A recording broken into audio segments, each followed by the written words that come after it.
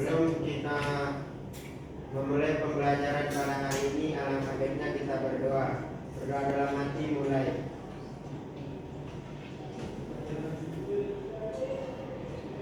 Berdoa selesai. Baik anak-anak, ibu akan absen siapa temannya yang gak hadir. Lale Silke Hadir. Fitria Herawadini Hadir. Dea Yasa Fatimah Sanakira Hadir. Baik, semuanya hadir ya. Tentu kalian pernah mengalami pegal-pegal pada saat selesai olahraga atau melihat orang tua kalian mengeluh sakit sendi. Nah, itu semua berkaitan dengan sistem gerak tubuh kita. Pertemuan sebelumnya kita sudah belajar tentang jaringan otot dan juga jaringan tulang. Sekarang kita akan belajar bagaimana jaringan tersebut bekerja sama untuk mengatur sistem gerak tubuh kita. Siapa yang masih ingat apa fungsi dari jaringan otot dan juga jaringan tulang? Apakah jaringan tersebut bekerja secara sendiri atau berhubungan? Saya, Bu. Baik, Anita.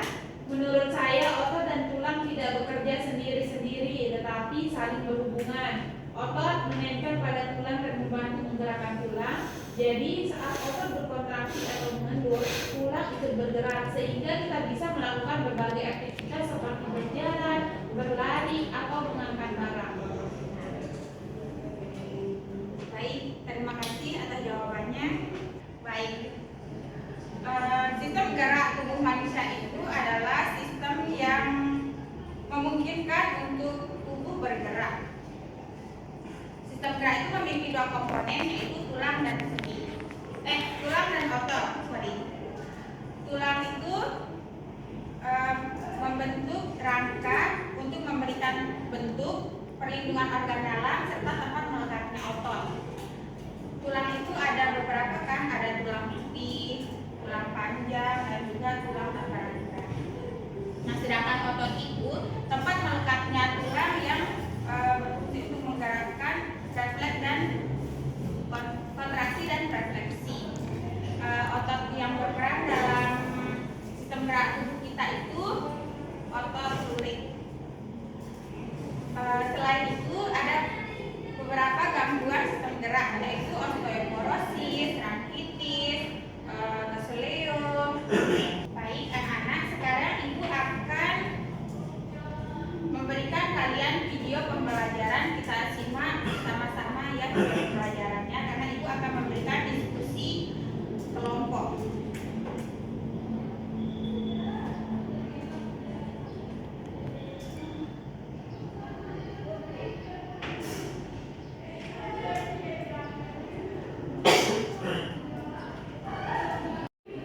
Baik ibu, ini akan beginian video. Terus simak sama-sama. Komponen yang pertama yaitu tulang. Tulang merupakan sistem utama dalam sistem gerak manusia. Tubuh manusia memiliki sistem tulang yang tersusun menjadi rangka. Selain berperan dalam sistem gerak manusia, tulang juga berfungsi sebagai pelindung. Pertama, sebagai fondasi tubuh. Kedua, melindungi organ yang tubuh. Ketiga, menyimpan kalsium.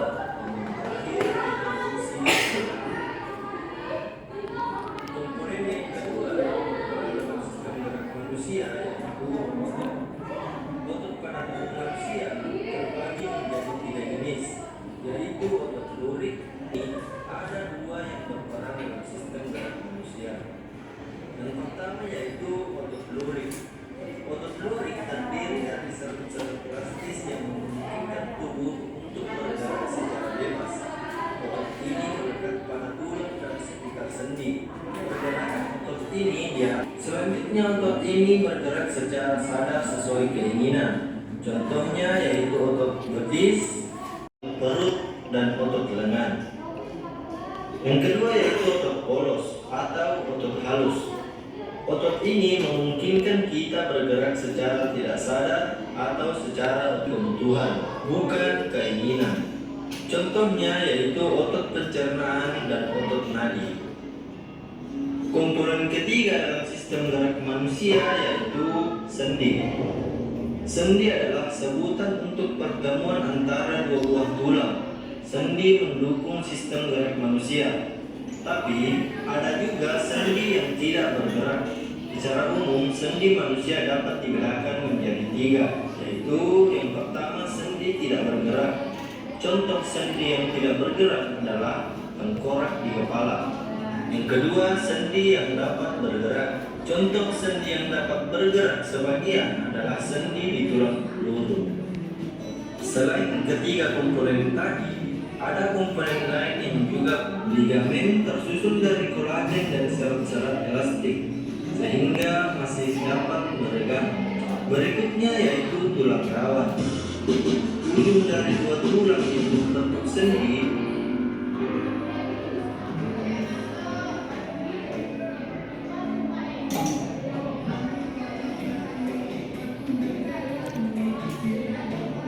Yang membantu penyerapan kalsium dan fosfor sehingga proses pemerasan tulang terganggu.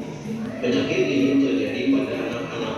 Riketsia menyebabkan tulang kaki tumbuh membengkok. Penyembuhan dan pencegahan dari penyakit ini adalah dengan penambahan kalsium, fosfor, dan vitamin D ke dalam menu makan. Vitamin D dapat diperoleh dari makanan, suplemen, dan berjemur di panas matahari pagi. Osteoporosis disebabkan karena kekurangan kalsium. Osteoporosis umumnya terjadi pada orang dewasa dan orang tua.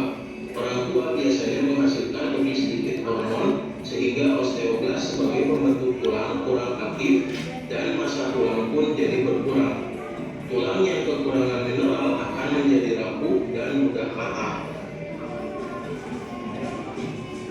Penyebab terjadinya patah tulang adalah karena tulang mengalami benturan yang keras, misalnya pada saat kecelakaan atau jatuh dari tempat yang tinggi.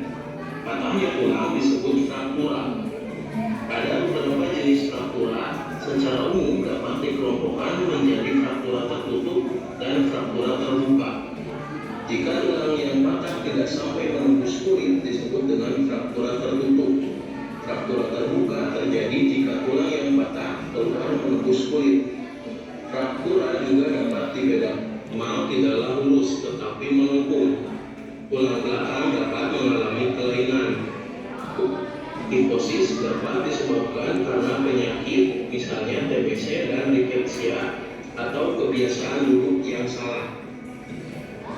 Lordosis merupakan kelainan dengan melengkungnya tulang belakang yang berlebihan ke arah depan di bagian pinggang. Orang yang mengalami kelainan ini pinggangnya terlihat lebih menonjol ke depan. Lordosis dapat disebabkan karena perut penderita yang terlalu besar, misalnya karena hamil atau kegemukan. Baik anak-anak, setelah kalian menonton video pembelajaran, kita tolong bagi kalian jadi beberapa kelompok. Ibu akan membagikan lembar kerja. Dibagi jadi 4 kelompok aja.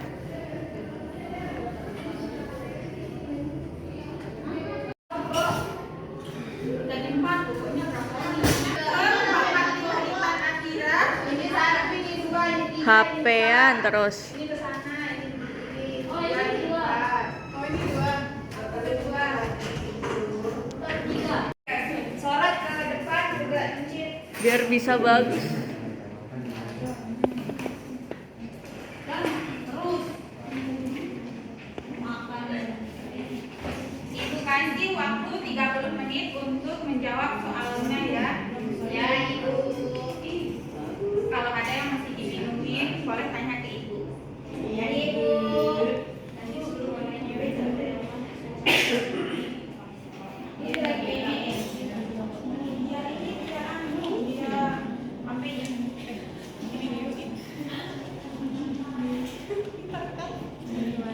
kalau ini gimana Bu?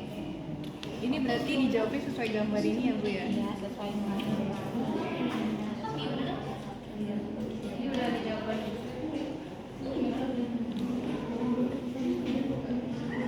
ada yang dibingungin.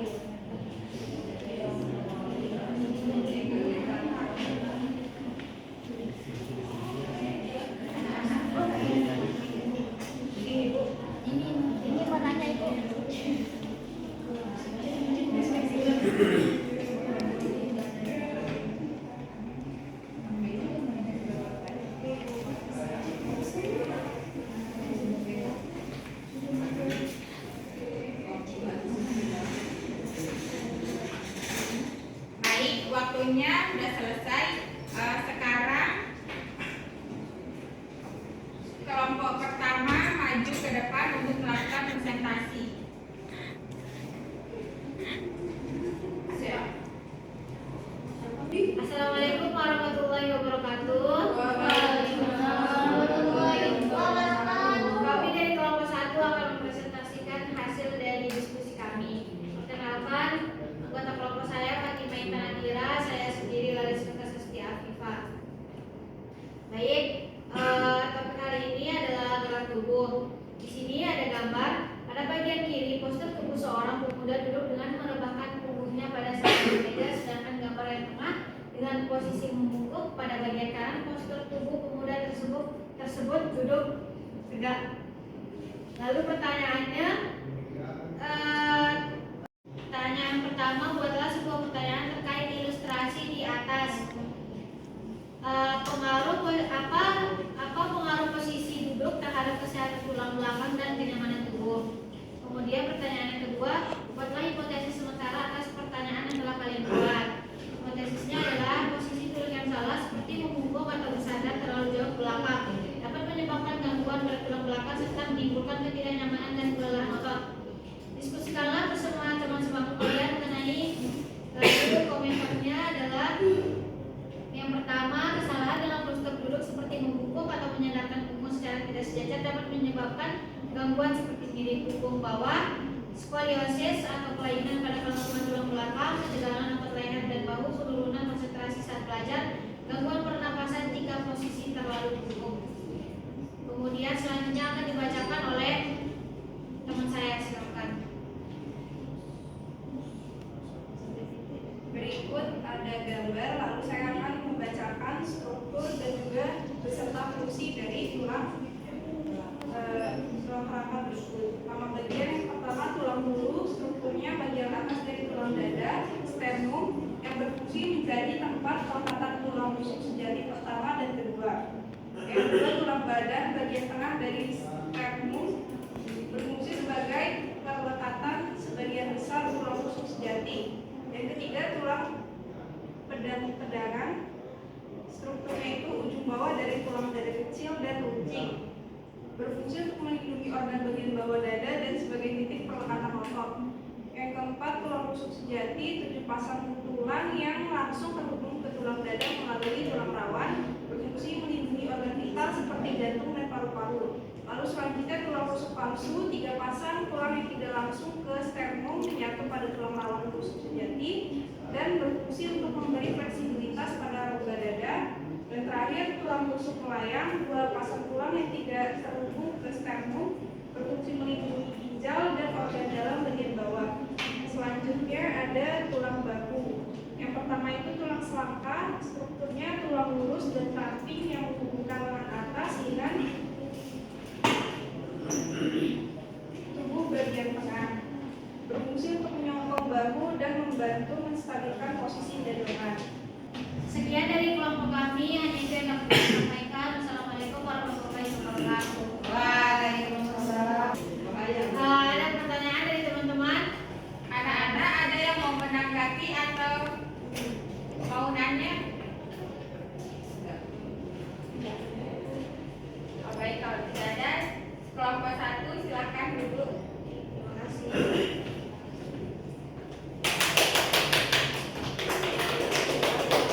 Baik, selanjutnya kelompok 2 disilahkan untuk mempresentasikan hasil diskusinya. Assalamualaikum warahmatullahi wabarakatuh. Waalaikumsalam warahmatullahi wabarakatuh. Kami dari kelompok 2 akan mempresentasikan materi terkait gerak tubuh.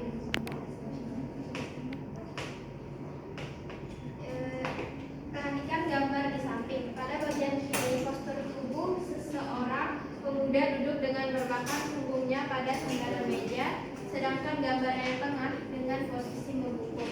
Pada bagian kanan postur tubuh pemuda tersebut duduk tegak. Buatlah sebuah pertanyaan terkait ilustrasi di atas. Jawaban dari kami itu mengapa penting untuk menjaga postur duduk yang tegak seperti pada gambar sebelah kanan, dan apa dampak negatif yang mungkin timbul dari postur duduk yang salah seperti pada gambar kiri dan tengah.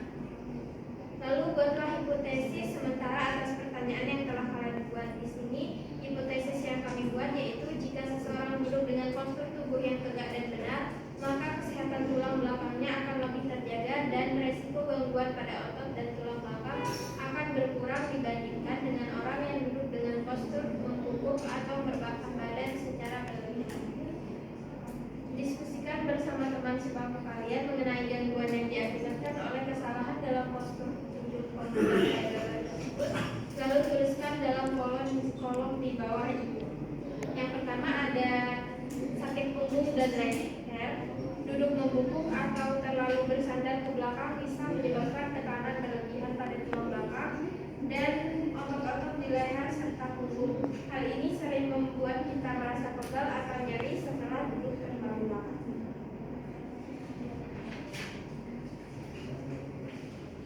Selanjutnya itu ada gangguan pernapasan yang membungkuk membuat ruang paru-paru menjadi sempit sehingga pernapasan menjadi tidak maksimal dan tubuh bergetar pelan. Yang keempat ada penurunan konsentrasi di mana ketika posisi duduk tidak nyaman, tubuh menjadi cepat lelah dan sulit berkonsentrasi dalam belajar atau bekerja. Yang kelima yaitu masalah pencernaan, di mana duduk terlalu membungkuk dapat menekan organ dalam termasuk lambung dan usus yang bisa menyebabkan gangguan pencernaan seperti perut, kembung atau spleen. Jadi kesimpulan diskusi dari kami itu menjaga postur duduk yang benar sangat penting untuk mencegah berbagai gangguan kesehatan. Postur duduk yang tegak seperti pada gambar yang telah disediakan seperti di sebelah kanan adalah posisi terbaik untuk menjaga kenyamanan dan kesehatan tubuh, terutama saat belajar atau bekerja dalam waktu yang lama. Terus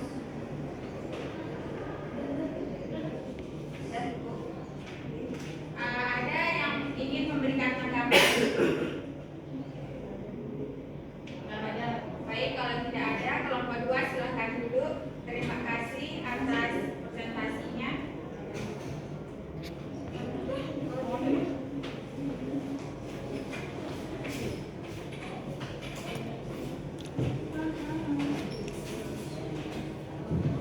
Jadi untuk sistem gerak tubuh manusia, siapa ya di antara kalian yang ingin menyimpulkan pembelajaran pada hari ini?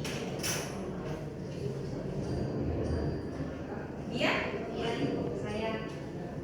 Jadi kesimpulan pembelajaran kita pada pagi ini yaitu sistem gerak pada manusia terdiri dari tulang, otot, dan sendi yang bekerja sama agar kita bisa bergerak. Sistem gerak bekerja ketika otot berkontraksi dan menarik tulang melalui tendon, di mana gangguan pada sistem gerak seperti osteoporosis atau artritis menyebabkan gerakan tubuh bisa terganggu dan menyebabkan rasa sakit atau keterbatasan gerak. Terima kasih untuk dia telah menyimpulkan. Sebelum pembelajaran hari ini selesai, Ibu akan memberikan soal refleksi. Soalnya nggak banyak, cuma 5 soal. Nanti dikumpulin di PDF ya.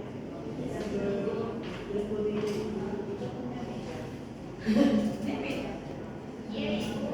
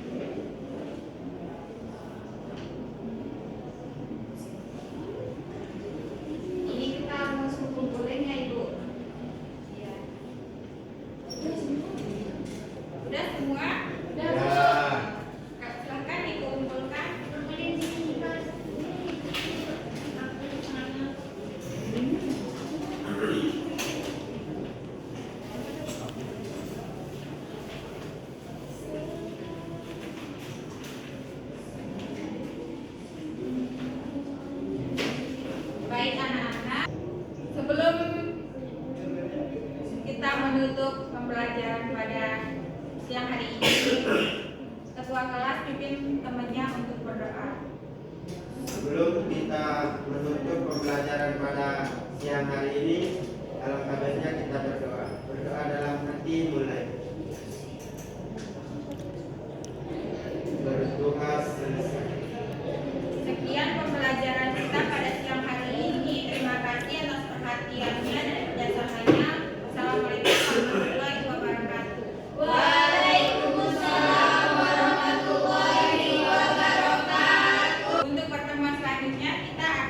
pelajar